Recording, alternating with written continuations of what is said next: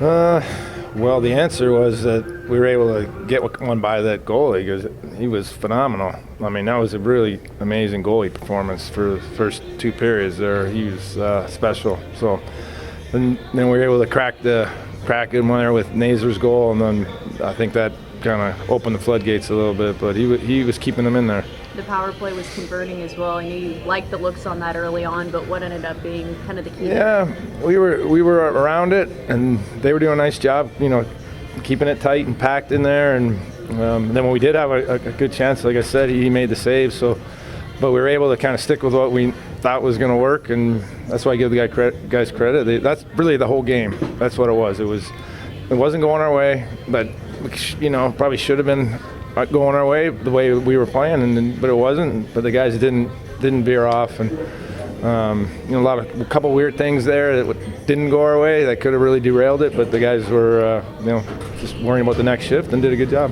Not an easy situation with Sebastian Aho missing the game, Freddie Anderson leaving early. What does that say about this group, next man up mentality? Yeah, well, you got to just do your job. So even though those are, we don't have Svesh, we don't have Aho in the game, we don't have Freddie, those are your best players, but it doesn't change what you have to do. It actually gives other guys some opportunities, and they relish that, and they did a good job.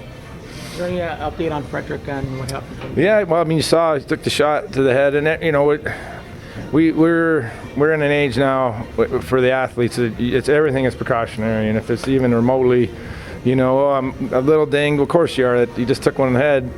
It's okay. See ya. We're pulling you out, and we're gonna make sure there's nothing wrong. And that's really across the board. I think we've done a good job with that, and that's what this was tonight. In that second intermission, you guys are down 1, but yet you really were outplaying them throughout most of the game. So were you recently saying stay the course during the intermission? Yeah, 100%.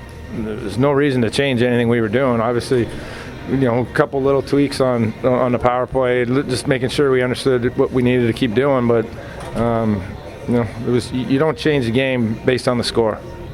When did Aho's injury take place? Was that today? He did something at the end of the last game that we didn't think was going to be maybe that serious. But again, what we're dealing with, you're not 100%, you're not going. So he'll get re-looked at, and we'll take it from there.